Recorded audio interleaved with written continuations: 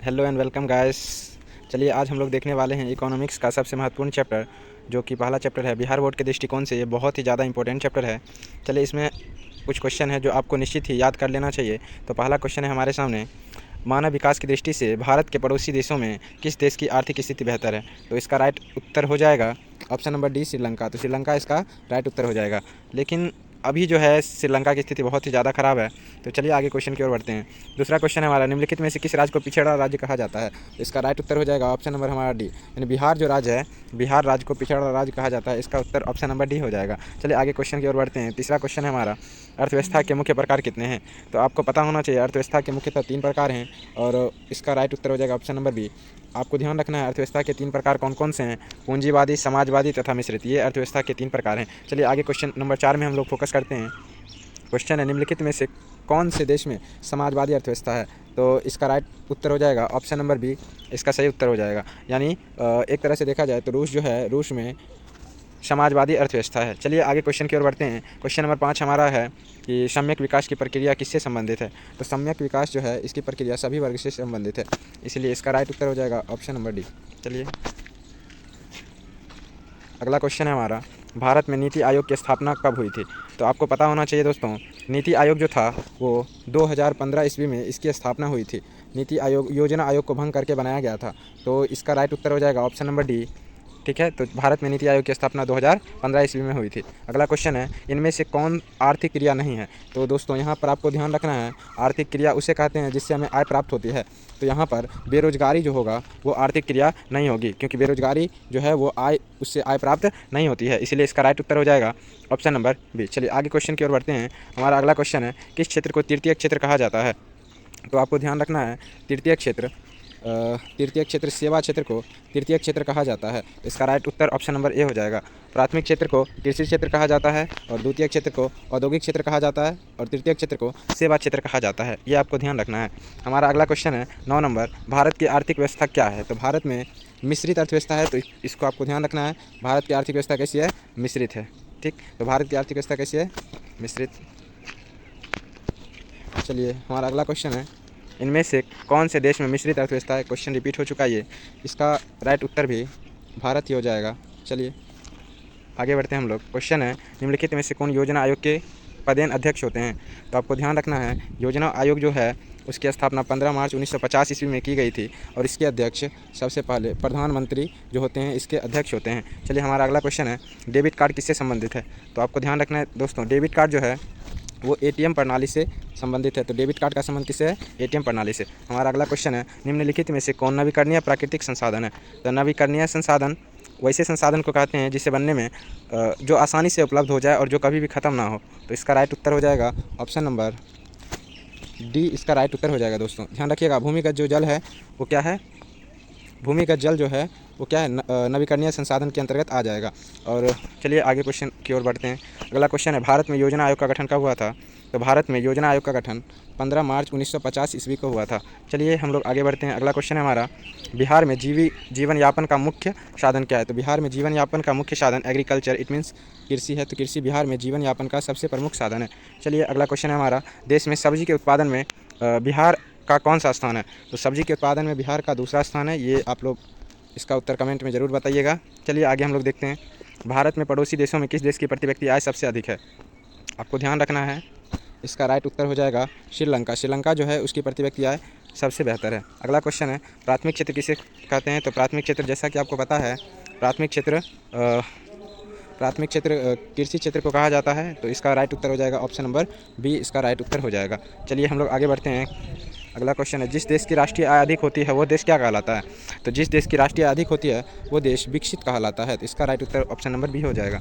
अगला क्वेश्चन है, गरीबी कैंसर रोग की तरह होती है, यह किसने कहा था? गरीबी कैंसर रोग की तरह होती है, यह अर्थशास्त्री कुजनेट के द्वारा ये कहा गया है। चलिए आगे क्वेश्चन की ओर बढ़ते हैं। 21 नंबर क्वेश्चन है, किस देश को द्वितीय क्षेत्र कहा जाता है? तो आपको यहाँ ध्यान रखना है, यहाँ मतलब किस क्षेत्र को द्वितीय क्षेत्र कहा जाता है? तो हमारा औद्योगिक जो क्षेत्र होगा उसको द्वितीय क्षेत्र के नाम से जाना जाता है। इसका सही उत्तर ऑप्शन नंबर सी हो जाएगा। चलिए आगे क्वेश्चन की तरफ बढ़ते हैं। क्वेश्चन नंबर 22 है, 11वीं पंचवर्षीय योजना की अवधि क्या थी? तो 11वीं पंचवर्षीय योजना जो है दोस्तों वो 2007 से 2012 तक इसका काल था। तो आपको ध्यान रखना है, इसका ऑप्शन नंबर सी, इसका मतलब डी, इसका राइट आंसर हो। चलिए हमारा अगला क्वेश्चन है 23 नंबर क्वेश्चन है, आर्थिक विकास का गैर आर्थिक कारक क्या है। ठीक है, तो इसमें से गैर आर्थिक कारक जो हो जाएगा वो इसका ऑप्शन नंबर डी इसका राइट उत्तर हो जाएगा। यानी जो मानव संसाधन है वो गैर आर्थिक का मतलब गैर आर्थिक कारक है। तो आगे देखिए 24 नंबर क्वेश्चन है, जीवन की भौतिक गुणवत्ता का सूचक क्या है। तो जीवन की भौतिक गुणवत्ता का सूचक इनमें से सभी यानी ऑप्शन नंबर डी जो हो जाएगा। तो इसका राइट उत्तर ऑप्शन नंबर डी हो जाएगा। अगला क्वेश्चन है, अत्यधिक जनसंख्या वृद्धि से आर्थिक विकास की गति क्या होती है।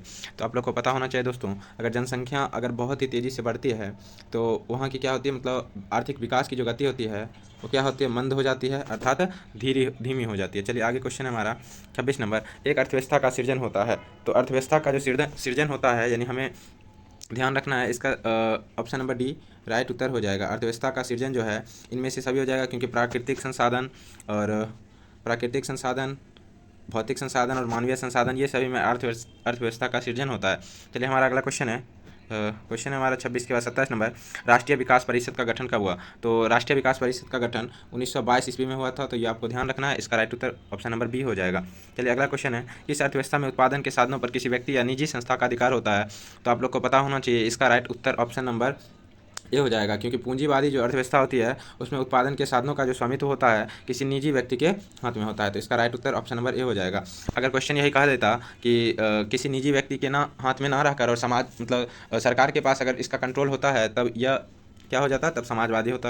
और पता है यहाँ पर सबसे ज़्यादा इंपॉर्टेंट क्वेश्चन है ये। आगे क्वेश्चन है, भारत का प्रथम पंचवर्षीय योजना का कार्यकाल क्या था। तो आपको ध्यान रखना है, भारत का प्रथम पंचवर्षीय योजना का कार्यकाल जो था वो 1951 से 1956 था। तो ये सबसे ज़्यादा मोस्ट VVI क्वेश्चन, इसको आपको हर हाल में याद रखना है। चलिए अगला क्वेश्चन है हमारा, एक सामाजिक अर्थव्यवस्था में सर्वाधिक किस पर बल दिया जाता है।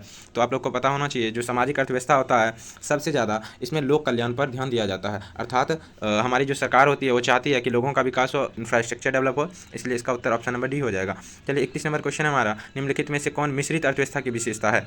तो मिश्रित अर्थव्यवस्था तो आपको पता ही होना चाहिए, मिश्रित अर्थव्यवस्था यानी कॉम्बिनेशन बिटवीन समाजवादी और पूंजीवादी। इसका मतलब ये है कि पूंजीवादी और समाजवादी दोनों होना चाहिए। तो इसका उत्तर ए और बी दोनों हो जाएगा। इस मतलब है मिश्रित अर्थव्यवस्था जो है उसमें निजी क्षेत्र और सार्वजनिक क्षेत्र दोनों आ जाएंगे। ठीक, अगला क्वेश्चन है हमारा, बिहार एक है।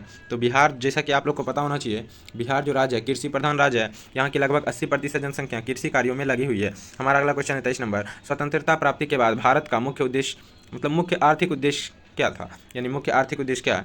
तो आप लोग को पता होना चाहिए, हालांकि हम लोग स्वतंत्र जब हुए थे तो बहुत ज़्यादा गरीबी थी यहाँ पर। तो इसका मुख्य उद्देश्य इनमें से सभी हो जाएगा, यानी क्या है तो आप समझ लीजिए, तीव्र आर्थिक विकास इसका मुख्य उद्देश्य है, उत्पादन रोजगार सृजन है, निर्धनता निवारण है, यानी अर्थात देखा जाए तो इसका ऑप्शन नंबर डी राइट उत्तर हो जाएगा। चलिए अगला क्वेश्चन है, बिहार में आर्थिक पिछड़ेपन का प्रमुख कारण क्या है।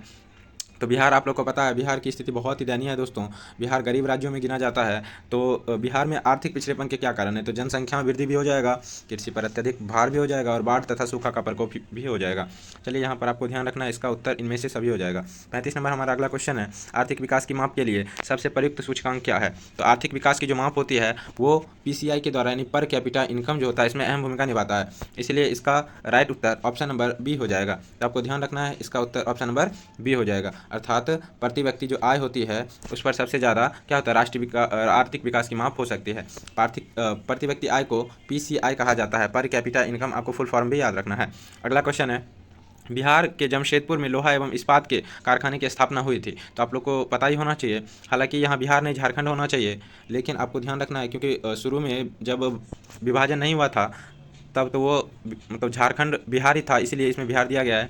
तो इसका राइट उत्तर ऑप्शन नंबर बी हो जाएगा। ठीक है, 1907 ईस्वी में इसकी स्थापना की गई थी। Tata iron and steel company, इसको शॉर्ट में ध्यान रखना टिस्को भी कहा जाता है, TISCO टिस्को, ध्यान रखना है। Tata iron and steel company, ये इसकी स्थापना सन 1907 ईस्वी में हुई थी। इसका ऑप्शन नंबर सी राइट उत्तर हो जाएगा। चलिए हमारा अगला क्वेश्चन है, निम्नलिखित में से कौन सा देश विकसित अर्थव्यवस्था का उदाहरण है। तो आप लोग को ध्यान रखना है, इसमें विकसित अर्थव्यवस्था जो है वो फिलहाल अमेरिका में विकसित अर्थव्यवस्था है।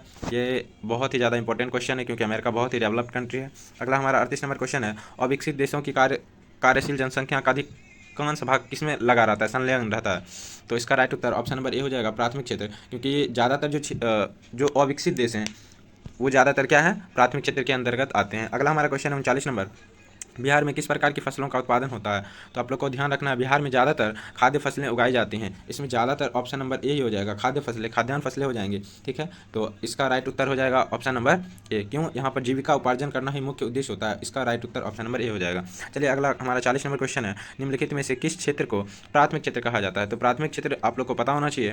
प्राथमिक क्षेत्र जो है दोस्तों, वो कृषि क्षेत्र को कहा जाता है। तो इस अनुसार ऑप्शन नंबर बी इसका राइट उत्तर हो जाएगा, कृषि क्षेत्र। और आपको यहाँ ध्यान रखना है, द्वितीय क्षेत्र को औद्योगिक क्षेत्र कहा जाता है और तृतीय क्षेत्र को सेवा क्षेत्र कहा जाता है। चलिए आज के लिए इतना ही, ये हमारा चैप्टर था। बहुत ही ज़्यादा मोस्ट इंपॉर्टेंट क्वेश्चन हमने बताया आपको इसको क्या करना है, बार बार 2 बार 3 बार रिवाइज करना है, जिससे क्या होगा, आप आसानी से क्या कर सकते हैं, इस चैप्टर को मतलब आसानी से याद करिए और आप लोग को बोर्ड एग्जाम में बहुत ज़्यादा फायदा होगा।